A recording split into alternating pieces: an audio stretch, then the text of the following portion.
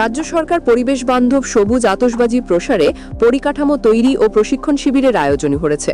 উদ্দেশ্য এই শিল্পের সঙ্গে যুক্তদের নিরাপত্তা ও আইন সংক্রান্ত বিষয়ে ওয়াকিবহাল করা।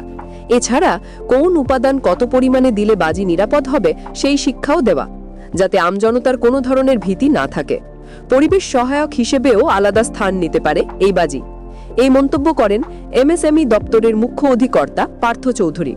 তিনি বলেন, দক্ষিণ ২৪ পরগনার মহেশতলার নুঙ্গি ও বজবজ চিংড়িপোতায় এই প্রশিক্ষণ শিবিরের সূচনা হলো। ৮ এবং ৯ ডিসেম্বর হবে রাসায়নিক বিষয়ক প্রশিক্ষণ। রাজ্য থেকে ১৬০ জন শিবিরে নাম নথিভুক্ত করেছেন বলে জানা গিয়েছে। এদিন মহিষতলা পুরসভার ৩০ নম্বর ওয়ার্ডের চিংড়িপোতার বলরামপুরের টেকনো ইন্টারন্যাশনাল বাটানগর কলেজে শিবিরের উদ্বোধন হয়। পার্থবাবু ছাড়া উপস্থিত ছিলেন বজবজ ২ নম্বর পঞ্চায়েত সমিতির সভাপতি কানাইলাল দাস, কাউন্সিলর রেখা নস্কর প্রমুখ। বাজি তৈরির নিরাপত্তা ও আইন সংক্রান্ত বিষয়ে আলোকপাত করেন এমএসএমই মহেশতলা থানা ও দমকলের আধিকারিকরা। বাজির ও ফানুস ব্যবহারের জেরে আগুন লাগার কারণ থেকে সাবধান থাকার পরামর্শ দেয় দমকল। আমাদের এখানে চিংড়ি পোতা এবং নুঙ্গি বাজি বাজার, যে বাজিটা সারা পশ্চিমবাংলার মানুষ কোনো অনুষ্ঠান হলে ফাটিয়ে আনন্দ পায়, জ্বালিয়ে আনন্দ পায়, বাচ্চা থেকে বুড়ো বয়স্ক পর্যন্ত সবাই।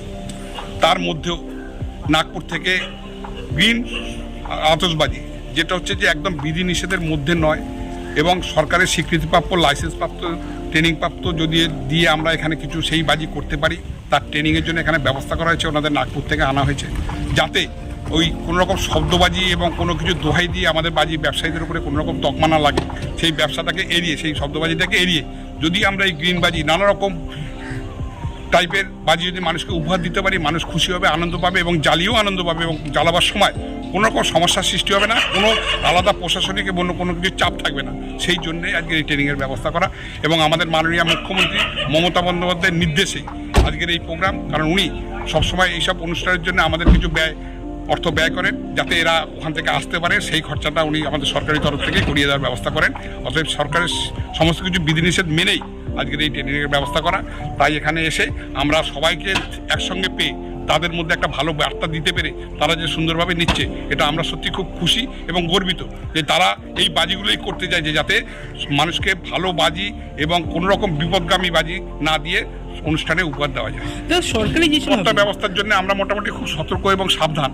তার মধ্যেও দুর্ঘটনা ঘটে ঠিকই, কিন্তু সেখানটাতে আমাদের অগোচরে এবং মানুষের অসতর্কতার কারণেই দুর্ঘটনাটা ঘটে।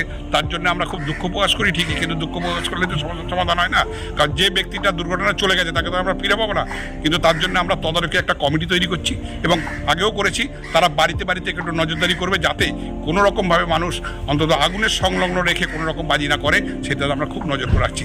এখন এই বাজি প্রশিক্ষণটা হচ্ছে মাননীয় মুখ্যমন্ত্রী মমতা বন্দ্যোপাধ্যায়ের আর্থিক সহযোগিতা, পশ্চিমবঙ্গ সরকারের আর্থিক সহযোগিতায় এমএসএমই দপ্তরের মাধ্যমে ১৬০ জন শিক্ষার্থীর প্রশিক্ষণ শিবিরের আয়োজন করা হয়েছে। আজকে ৪ তারিখ তার শুভ সূচনা হলো। এমএসএমই দপ্তরের জয়েন্ট ডাইরেক্টর পার্থ চৌধুরী মহাশয় এবং বজবজ 1 সভাপতি, বজবজ 1 পঞ্চায়েত সমিতির সভাপতি কানাইলাল দাস মহাশয়ের মাধ্যমে। সঙ্গে উপস্থিত ছিলেন অন্যান্য দপ্তরের deputy director Tushar Pratim Ghosh, assistant director Shashwata Chakraborty, industrial development officer Anil Manna, industrial development officer Shashwata Chatterjee, principal Techno কলেজের প্রিন্সিপাল অশোক নস্কর, টেকনো কলেজের ডাইরেক্টর তাপস শতপথী মহাশয় এবং সঙ্গে উপস্থিত ছিলেন ৩০ নম্বর ওয়ার্ডের কাউন্সিলর রেখা নস্কর। তো এটা মাননীয় মুখ্যমন্ত্রী মমতা বন্দ্যোপাধ্যায়ের শুভ উদ্যোগ।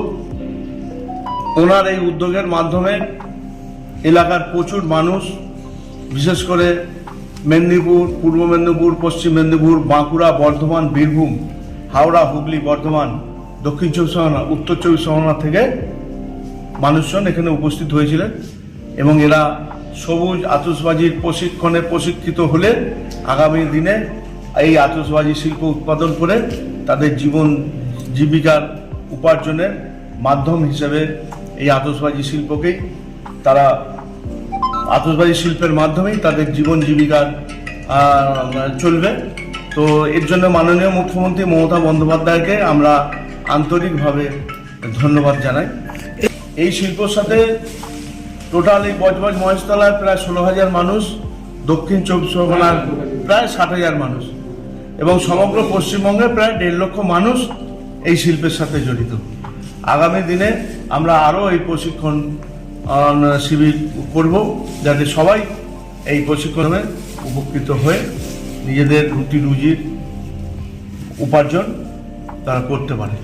দেখুন, যেখানে বাড়িতে দুর্ঘটনা ঘটেছে, বাড়িতে আতশবাজি যারা তৈরি করেছে যাদের ম্যানুফ্যাকচারিং ইউনিট তৈরি করার মতো পরিকাঠামো আছে, তাদের গভর্নমেন্ট লাইসেন্স দিচ্ছে, তো সেখানে দুর্ঘটনা ঘটার কোনো সম্ভাবনাই নেই। তো সরকার এই গ্রিন ফায়ার ক্র্যাকার্সের যে ট্রেনিং হয়ে যাওয়ার পরেই আমরা লাইসেন্সের জন্য আবেদন করব।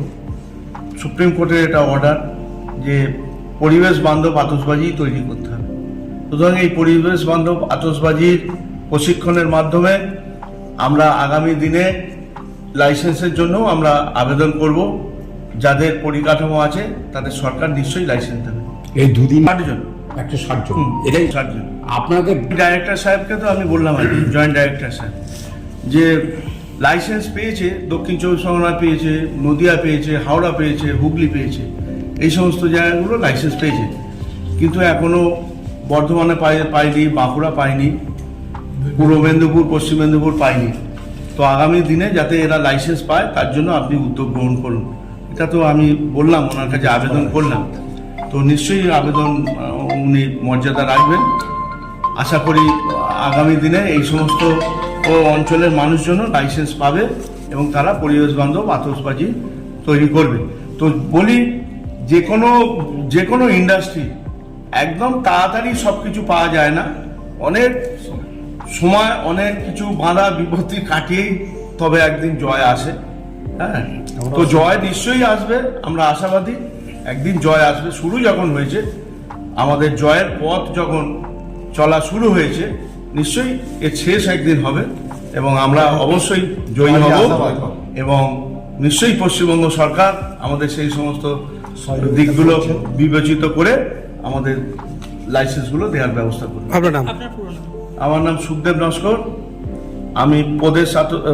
আমি all Bengal Trinamool green fire crackers manufacturing workers ইউনিয়নের জেনারেল সেক্রেটারি এবং প্রদেশ আতশবাজি ব্যবসায়ী সমিতির জেনারেল সেক্রেটারি। আগুন কিভাবে সৃষ্টি হয় আপনাদের একটু বোঝাবো। আগুন সৃষ্টি হতে গেলে 3টে জিনিসের প্রয়োজন: অক্সিজেন, তাপ, দাহ্য পদার্থ। দাহ্য পদার্থ বলতে আপনাদের মশলাটাকে বোঝাচ্ছে দাহ্য পদার্থ, আর বাতাসের অক্সিজেন। আর কোনো কারণে যদি দেশলাই কাঠি বা বিড়ির আগুন ফাগুন যদি লেগে যায়, তাহলে সঙ্গে সঙ্গে একটা ফায়ারের সৃষ্টি হবে। তাহলে এই জিনিসটা কিন্তু মাথায় রাখবে যে কোনো কিছু আগুন সৃষ্টি হওয়ার আগে এই 3টে জিনিস থেকে সাবধান হতে হবে। আপনার যদি কোনো কারণে আগুন লেগে যায়, তাহলে আপনি মশলাগুলোকে সরিয়ে ফেলবেন, তাহলে আগুনের আর সম্ভাবনা নেই। অক্সিজেন কাট আউট করবে। আপনি তেল জাতীয় আগুনে আগুন লাগলে ফোম ব্যবহার করবেন, দেখবেন যে অক্সিজেন আর ঢুকতে পারছে না, তখন আগুন নিভে যাবে। ঠিক আছে? এইভাবে আমাদের সহজলভ্য জল সহজে পাওয়া যায়। আপনারা বাজি কারখানার সাথে সাথে কাছাকাছি জলের ব্যবস্থা করবেন, জলটা যেন মাছ থাকে। আর কিছু বালি যখনই তৈরি করবেন, বালি কাছাকাছি জোগাড় করে রেখে দেবেন। ঠিক আছে? সর্বপ্রথম বলি, আপনাদের এটা মাইন্ডে রাখতে হবে যে লোকাল দমকল কেন্দ্রে আপনারা তো চেষ্টা করবেন, লোকাল দমকল কেন্দ্রের ফোন নাম্বারটা অবশ্যই রাখবেন। আপনাদের সাথে সাথে আমরাও ছুটে আসবো, আপনার বিরাট দুর্ঘটনার হাত থেকে রক্ষা হবে। আজ আর বেশি কিছু বলছিলাম, আপনাদের বাজি ব্যবসা ভালো চলুক, সুস্থভাবে চলুক, এই কামনা করে আমি আমার ছোট্ট বক্তব্য